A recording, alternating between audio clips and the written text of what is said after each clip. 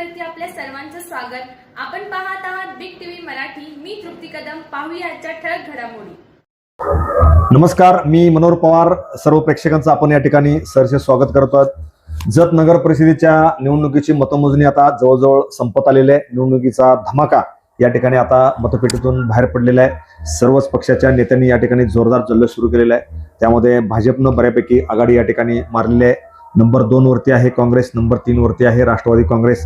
मात्र शिवसेना शिंदे गटाचा या निवडणुकीमध्ये एकही उमेदवार निवडून आलेला नाही. मात्र त्यांनी लढत जोरात या ठिकाणी दिली होती. एकंदरीत पक्षीय बलाबल जर बघितलं तर 23 नगरसेवक पदासाठी सर्वच उमेदवार या ठिकाणी उभे होते. त्यामध्ये भाजपचे 11 उमेदवार निवडून आलेले आहेत, तर काँग्रेस पक्षाचे 8 उमेदवार निवडून आले आहेत, तर राष्ट्रवादी काँग्रेस पक्षाचे 3 उमेदवार निवडून आलेले आहेत. असे 22 उमेदवाराचा निकाल सध्या बाहेर पडलेला आहे. तर एक उमेदवाराचं टाय मध्ये आहे. प्रभाग क्रमांक 10 मध्ये जो अपक्ष उमेदवार आहे फिरोज मुल्ला व भाजपचे उमेदवार आहेत कुंभार, या दोघांच्या मध्ये सध्या या ठिकाणी जोरदार लढत सुरू होती. दोघांना समान मते पडलेले आहेत. तो टाय झालेला आहे. एकंदरीत आता अर्ज वगैरे घेऊन तो साधारण 15 ते 20 मिनिटात तो निकाल जाहीर होईल. त्यामुळं अपक्ष उमेदवार जर विजयी झाला आणि काँग्रेस राष्ट्रवादी जर एकत्र आले तर ह्यांचे एकूण उमेदवार होतात 12 आणि भाजपचे उमेदवार होतात 11. त्यामुळं हे दोघं एकत्र आले तर ह्यांना उपनगराध्यक्ष पदाची या ठिकाणी गोळाबेरीजाने संधी मिळू शकते. आणि नगराध्यक्ष म्हणून आता जवळजवळ डॉक्टर रवींद्र आळे हे भाजपच्या वतीने विजयाच्या मार्गावर आहेत. विजय होण्याची शक्यता आहे. आपण जर प्रभाग वाईज जर बघितलं तर प्रभाग क्रमांक 1 मध्ये भाजपचे 2 उमेदवार विजयी झालेले आहेत. प्रभाग क्रमांक 2 मध्ये भाजपचे दोन्ही उमेदवार विजय आहेत. प्रभाग क्रमांक 3 मध्ये भाजपचे 2 उमेदवार विजय आहेत. प्रभाग क्रमांक 4 मध्ये काँग्रेसचे 2 उमेदवार विजय आहेत. त्या ठिकाणी भाजप, RPI आणि बसपचे उमेदवार या ठिकाणी पराभूत, शिवसेनेचे उमेदवार पराभूत झालेले आहेत. तर प्रभाग क्रमांक 5 मध्ये भाजपचा 1 उमेदवार विजयी झाले तर 1 राष्ट्रवादीचा उमेदवार विजयी झालेला आहे. प्रभाग क्रमांक 6 मध्ये 2 भाजपचे उमेदवार विजयी झालेले आहेत. प्रभाग क्रमांक 7 मध्ये 2 राष्ट्रवादी काँग्रेसचे उमेदवार विजयी झालेले आहेत. प्रभाग क्रमांक 8 मध्ये दोन्ही काँग्रेसचे उमेदवार विजयी झालेले आहेत. प्रभाग क्रमांक 9 मध्ये दोन्ही काँग्रेसचे उमेदवार विजयी झालेले आहेत. प्रभाग क्रमांक 10 मध्ये 1 काँग्रेस व 1 उमेदवार टाय झालेला आहे. तो काही वेळात चिठ्ठीवरती तो उमेदवार विजयी होण्याची शक्यता आहे. आपण बघूया. त्यानंतर प्रभाग क्रमांक 11 मध्ये 2 भाजपचे उमेदवार विजयी झालेत, 1 काँग्रेस उमेदवार विजयी झालेला आहे. असे एकूण 22 उमेदवार व 1 नगराध्यक्षपदी उमेदवाराचा कल या ठिकाणी हाती लागलेला आहे. तर भाजपकडे 11 उमेदवार आहेत, काँग्रेसकडे 8 आहेत, राष्ट्रवादीकडे 3 आहेत आणि 1 टाय मध्ये आहे. काय सांगता येईल तुम्हाला? खरंच अत्यंत अटीतटीची ही निवडणूक झालेली आहे आणि ज्याप्रमाणे आमदार गोपीचंद पडळकर यांनी जे विजन दाखवलं होतं ते खऱ्या अर्थानं एका बाजूला जर बघितलं तर ते जनतेला पटल्यासारखं वाटतंय. कारण भरघोस मताने जनतेनं त्यांना त्यांच्या पक्षाच्या उमेदवारांना निवडून दिले. यामध्ये खऱ्या अर्थानं भाजपचे 11 उमेदवार आणि काँग्रेसचे 8 आणि जे राष्ट्रवादी काँग्रेसचे 3 उमेदवार या ठिकाणी विजयी झाल्याचे समजते. खऱ्या अर्थानं यामध्ये भाजपनं शक्ती प्रदर्शन करत बरेच नेते मंडळी, त्यानंतर राज्याचे मंत्र्यांना सुद्धा या ठिकाणी प्रचार दरम्यान आणले होते आणि त्याचाच एक परिपाक म्हणून थोडक्यात एवढ्या मोठ्या संख्येने भाजपचे उमेदवार निवडून आल्याचे एक चिन्ह आपल्या समोर दिसून येत आहे. भाजप सत्तेमध्ये आहे त्यामुळे याचा फायदा झाला असं वाटतंय का? 100%. कारण जसं म्हणलं त्यांनी, केंद्रात मोदी, राज्यात देवेंद्र आणि इथं गोपीचंद पडळकर, याच पद्धतीने जनतेनं कौल दिलेला हा कौल जनतेने नेते मंडळाने मान्यच करावं लागेल एका प्रकारे.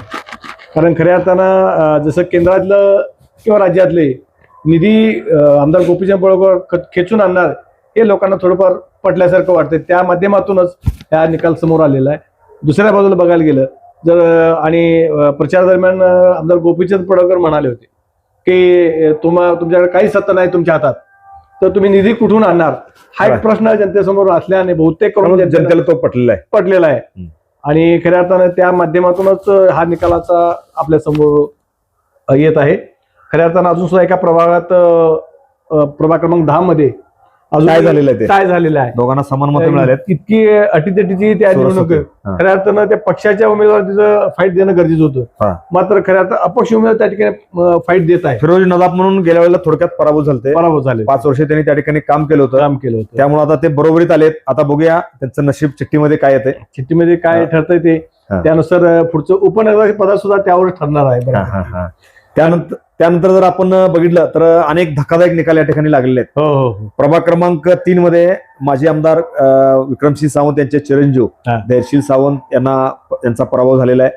तर प्रभाग क्रमांक 11 मध्ये जत तालुक्याचे माजी आमदार विलासराव जगताप यांचे नातू संग्रामसिंह जगताप यांचा या ठिकाणी पराभव झालेला आहे.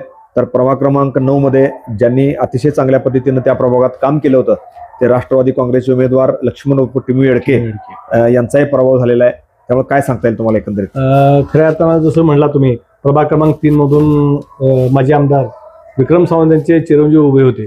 खऱ्या अर्थानं त्यांना ऐन वेळी निवडणुकीच्या मला वाटतं फॉर्म भरायचे 2-3 दिवस अगोदरच त्यांना उमेदवार जाहीर झाल्यामुळं एखाद्या वेळेस पराभव झाल्याची शक्यता आहे. त्यानंतर आपण घेतलं प्रभाग क्रमांक जे टिमूबाई येडके प्रभाग क्रमांक 9 मध्ये, बरोबर ना, त्या टिमू येडकेने सुद्धा काम भरपूर केलं होतं. त्यांच्या कामाचं जर घोडदौड बघितलं खऱ्या अर्थात ते निवडून येण्याची शक्यता होती अशी राजकारणातून व्यक्त केलं जात होतं की बाबा टिमू येडके निवडून येतील. नेमके जनतेने जो कौल दिलेला आहे तो मान्य करावा लागणार आहे.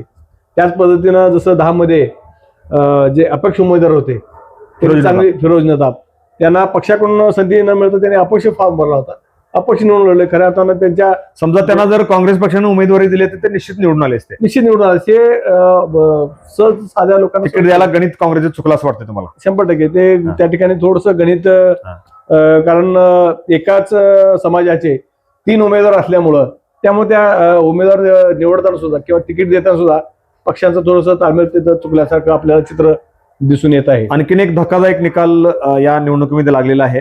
प्रभाग क्रमांक 11 मध्ये राष्ट्रवादी काँग्रेसच्या वतीनं माजी उपसभापती आणि जे जिल्हा परिषद सदस्य होत्या सौ मीनाक्षी अक्की यांचा पराभव झालेला आहे. तर प्रभाग क्रमांक 2 मध्ये त्यांचे पती शरणाप्पा अक्की या दोघांचा नवरा बायकोंचा पराभव या ठिकाणी झालेला आहे. काय सांगाल तुम्हाला? खऱ्या अर्थानं सौ मीनाक्षी अक्की आणि पंचायत समितीचे सभापती पद आणि जिल्हा परिषद सभापती जिल्हा परिषद सदस्य सुद्धा या ठिकाणी बऱ्याच वेळा ते निवडून आले होते.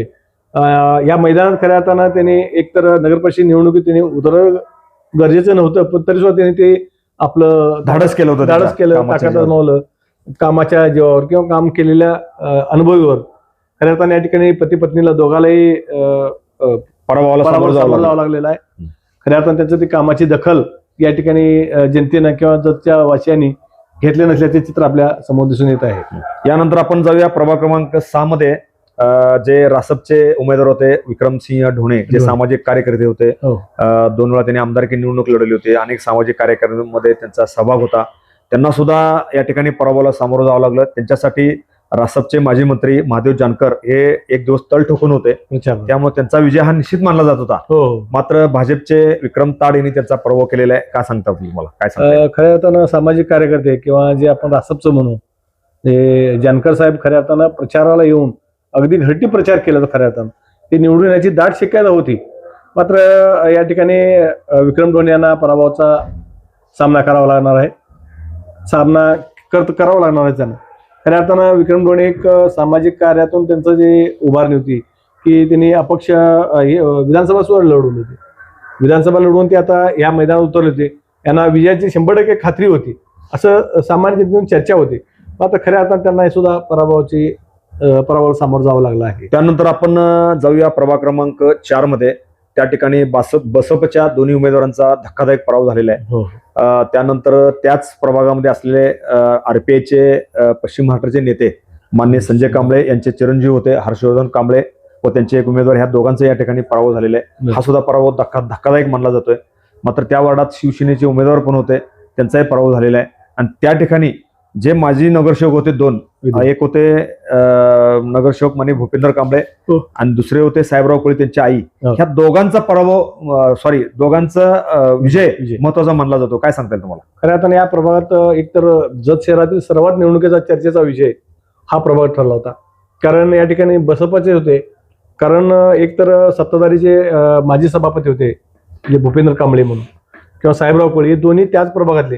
त्यांनी त्या ठिकाणी जोमात काम केल्याचे या निवडणुकीवरून दिसून येत आहे. खऱ्या अर्थानं त्यांना जनतेनं मान्यच केलं त्यांच्या कामाच्या बाबतीत. एवढ्या या भाजपच्या घोडदौडीमध्ये ते त्या ठिकाणी त्या प्रभागातून निवडून आले. त्याच ठिकाणी जे आरपीआयचे नेते होते संजयजी कांबळे, त्यांचे चिरंजीव सुद्धा त्या मैदानात होते. त्यांनाही संधी दिली आहे लोकांनी किंवा जनतेने संधी दिली आहे. त्याच ठिकाणी बसपाचे सुद्धा उमेदवार होते. जे माजी सरपंच अतुल कांबळे यांच्या नेतृत्वाखाली ते काम करत होते आणि त्यांना सुद्धा जनतेनं नाकारल्यासारखं चित्र एकंदरीत दिसून येत आहे. या निवडणुकीत खऱ्या अर्थानं भाजपची जी आघाडी घेतलेली आहे एक कौतुक करण्यासारखी एक आघाडी आहे त्यांची खऱ्या अर्थानं. त्यानंतर आपण जाऊया प्रभाग क्रमांक 7 मध्ये. त्या ठिकाणी आपल्याला असं म्हणता येईल गड आला पण सिंह गेला. गड म्हणजे सुरेशराव शिंदे सरकार यांचे चिरंजीव त्या ठिकाणी निवडून आलेत. बरोबर. मात्र सिंह गेला म्हणजे सुरेशराव शिंदे सरकार यांचा अतिशय धक्कादायक पराभव या निवडणुकीमध्ये झालेला आहे. बऱ्याच प्रचारामध्ये प्रभागामध्ये त्यांनी आघाडी सुद्धा घेतलेली होती. बरोबर. मात्र जनतेनं कौल दिलेला नाही. या ठिकाणी त्याचे दोन्ही उमेदवार विजयी झालेले आहेत. त्यानंतर बाजी केंगार जे राष्ट्रवादी काँग्रेसचे नेते आहेत त्यांच्या पत्नी या प्रभागात निवडून आले. त्यामुळे यामध्ये या प्रभागात दोन्ही राष्ट्रवादी काँग्रेसचा विजय झालेला आहे. काय सांगता येईल तुम्हाला? या प्रभागात खऱ्या अर्थानं जे नगराध्यक्ष पदाचे उमेदवार होते सुरेशराव शिंदे सरकार यांचे चिरंजीव खास करून सोबतच्या उमेदवार सुद्धा निवडून आणण्याचा त्यांचा सिंहाचा वाटा खऱ्या अर्थानं या प्रभागात खऱ्या अर्थानं जे राष्ट्रवादी काँग्रेसची ताकद या प्रभागात दिसून येत आहे खऱ्या अर्थानं. कारण दोन्ही उमेदवार निवडून आले. एकंदरीत पाहता त्यांचा फक्त केवळ 3 उमेदवार निवडून आले. सुरेशराव शिंदे सरकारनं खरं तर हा धक्काच आहे एक प्रकारचा. कारण चिरंजीवनं जे केलेलं काम किंवा चिरंजीवन जे ठेवलेले जे जनसंपर्क त्याचा फायदा सुद्धा नगराध्यक्ष पदाचा सुरेशराव शिंदे सरकारनं झाला हे समजून येते. कारण दोन्ही उमेदवार त्या प्रभागात निवडून आलेत आणि त्यांच्या त्या कामाचा जनतेने दखल घेतल्यासारखं वाटतंय. त्यानंतर जर आपण जाऊया प्रभाग क्रमांक 3 मध्ये महादेव कोळी माजी नगरसेवक होते. गेल्या वेळी त्यांचा धक्कादायक पराभव झाला होता. याही वेळी त्यांचा पराभव झालाय. काय सांगता येईल तुम्हाला? तसा सामान्याचा नेता म्हणून ज्यांची ओळख होती महादेव कोळी जे माजी ग्रामपंचायत सरपंच होते एकेकाळी जतचे, तर त्यांनी खरं तर कामाचा त्यांचा चांगल्या पद्धतीने त्यांचं काम होतं. एकंदरीत संपर्क होता जनसंपर्क होता. पण जनतेने का नाकारलं हे काय समजण्याचं कारण काय कळत नाहीये. कारण जनतेच्या माध्यमातून किंवा सकाळी त्या जे झाडणारे झाडू कामगार जे आहेत त्यांच्यासोबत ते सकाळ 6 पासून कुठल्याही प्रभावात दिसत होते. कारण पहिल्यांदा कोण ते झाडू कामगार सोबत असणार तर ते महादेव कोळी अशी त्यांची ओळख होती खास करून. पण जनतेने त्यांना सुद्धा या ठिकाणी नाकारलेलं आहे. खरं त्यांच्या त्या कामाची दखल जनतेने घेतली असं एक चित्र दिसून येत आहे या ठिकाणी. एकंदरीत या सर्व प्रभागांची आपण माहिती दिलेली आहे. त्यानंतर आपण नगराध्यक्ष पदाच्या निवडणुकीकडे जाऊ. यामध्ये डॉक्टर रवींद्र आरळी यांचा साधारण 2000च्या मताधिक्याने त्यांचा विजय झालेला आहे. त्यानंतर नंबर 2 वरती आहेत सुजिनानाथ शिंदे. नंबर 3 वरती आहेत सुरेशराव शिंदे सरकार. नंबर 4 वरती आहेत सलीम गौडी शिवसेनेचे उमेदवार आहेत. या 4ही उमेदवाराचे आता बऱ्यापैकी मतदान या ठिकाणी किती पडलं काय पडलं आता अगदी काही वेळातच आपल्याकडे अधिकृत आकडे येणार आहे. बरोबर. त्यामुळे आपण एकंदरीत बघितलं तर आता ह्या निवडणुका सगळ्या संपन्न झालेल्या आहे. बरोबर. त्यामुळे काय वाटतंय तुम्हाला आता भाजपकडे कशी जबाबदारी आली? खऱ्या अर्थानं विद्यमान आमदार गोपीचंद पडळकर जसं जी प्रचार यंत्रणा राबवली किंवा प्रचाराची मोहीम राबवली तितक्याच जबाबदारीनं त्यांना आता यापुढील काळात काम करावं लागणार आहे.